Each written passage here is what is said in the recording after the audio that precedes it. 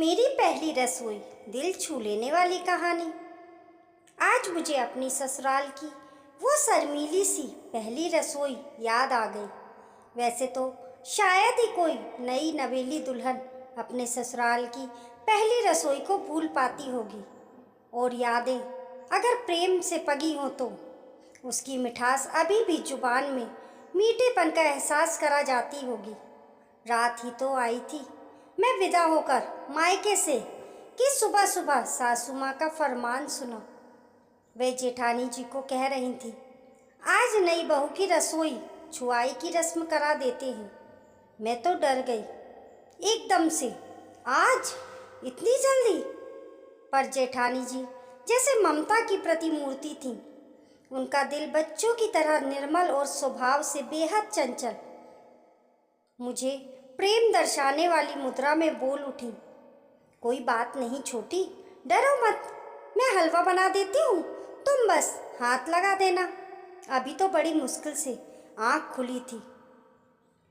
अपने पति को ठीक से देखा भी नहीं, पर एहसास जरूर साझे हो रहे थे।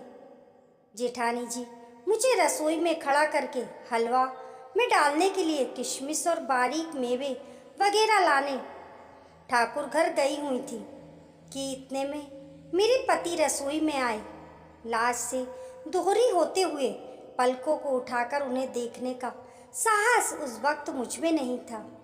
नई नवेली दुल्हन जो थी, सो मैंने सर झुकाए ही पीछे से उनसे लिपटते हुए सिर्फ इतना कहा, आप मुझे ढूंढते ढूंढते किचन में भी आ गए।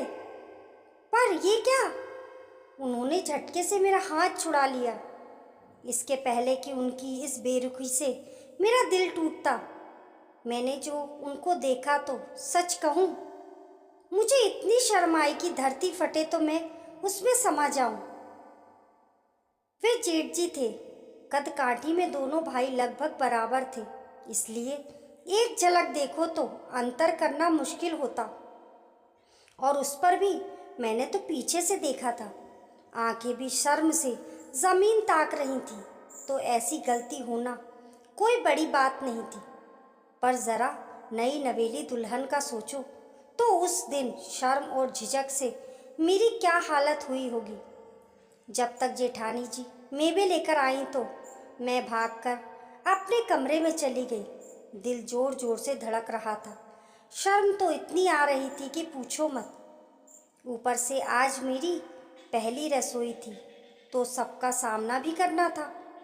खैर, हिम्मत करके कमरे से निकली तो मेरे सधे हुए कदम भी जैसे सबको मेरे आने की खबर दे रहे थे। मुझे देखते ही जेठानी जी बोल उठी, लो आ गई हमारी छोटी बहू रानी। मैं झिझक कर रुक गई। फिर उन्होंने जेठ जी से मजाक करते हुए कहा, प्यारे पति देव, अब से अगर मुझसे मिलने का इतना ही मन करे तो चुपके से रसोई में ना आकर मुझ नाचीज को ही अपने कमरे में बुला लिया करे। उनके इस मजाकिया अंदाज पर सब हंसे जा रहे थे। और फिर जिस बात का मुझे डर था वही हुआ। जेठानी जी की नज़र जैसे ही मुझ पर पड़ी, वो बोल उठी, शिखा, जरा आँख उठाकर भी देख लिया करो, सामने देवर जी हैं या कोई और। इस बात पर एक बार फिर सबका समवेत ठहाका गूंज उठा। अब के हंसने वालों में मेरे पतिदेव भी थे। मैंने आंखों में थोड़ी नाराजगी भरकर जो ही उनकी तरफ देखा, उन्होंने सबकी नज़र से छुपकर अपनी एक आंख दबा दी। इतने पर भी उनका शायद मन नहीं भरा तो होठों को गोल घुमाते हुए एक हवाई किस मुझ पर ताक दिया, हवा में उछाल दिया। आय हाय, उस वक्त इतनी तो शर्म आ गई थी मुझे। फिर न जाने भावनाओं का ये कैसा उबाल था कि मेरी आंखें पनियाती चली गईं। मुझे बहुत रोना आ रहा था और मेरी रुलाई सबके चेहरे से हंसी चुरा रही थी। सब हतप्रभ थे। कदाचित इस स्थिति की उन्हें कल्पना भी नहीं की होगी। मुझे भी अजीब सा लग रहा था। कुछ समझ नहीं आ रहा था कि मुझे रोना क्यों आ गया है। बाद में सबने मुझे चुप कराया। कहना ना होगा कि उस दिन ससुराल की पहली रसोई की सिर्फ रस्म ही हुई। उसके एवज में ससुर जी ने मुझे बड़ी ही प्यारी पायल दी थी। वैसे पायल तो मुझे माँ ने भी दी थी, जिसे मैंने पहन रखी थी, पर वह सिर्फ चेन वाली थी।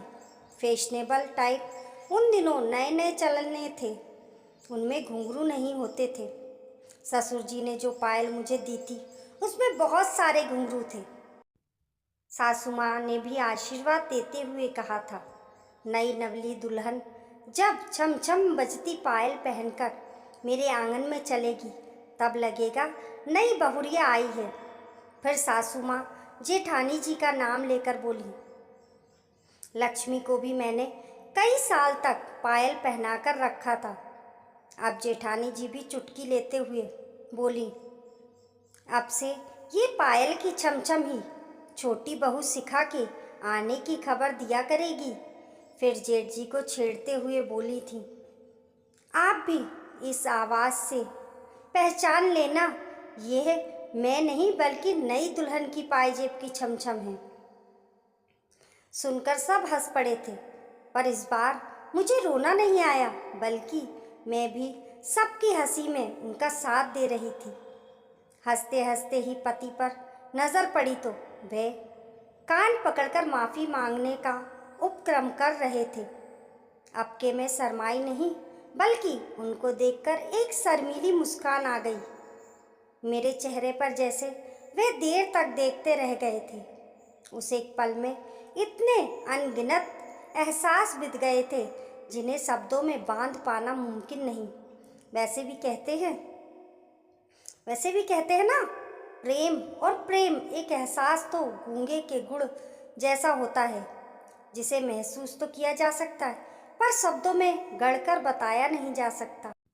तो सखियों, मेरी पहली रसोई प्यार और जिम्मेदारी के कई सारे रंग और एहसास समेटे हुए थी। आज भी उसकी मीठी यादें मेरे होठों पर मुस्कुराहट ज़रूर ला देती हैं। और वह पहली रसोई का उपहार पायल, वह तो आज भी तमाम गहनों में मेरे लिए सबसे अनमोल है। मेरी पहली रसोई की मीठी यादों की तरह। दोस्तों, आपको मेरी पहली रसोई कहानी कैसी लगी कमेंट करके ज़रूर बताइए, और पसंद आने पर लाइक और शेयर करें। ऐसी ही अच्छी अच्छी कहानियों के लिए चैनल को सब्सक्राइब करना ना भूलें। मिलते हैं फिर एक नई कहानी के साथ।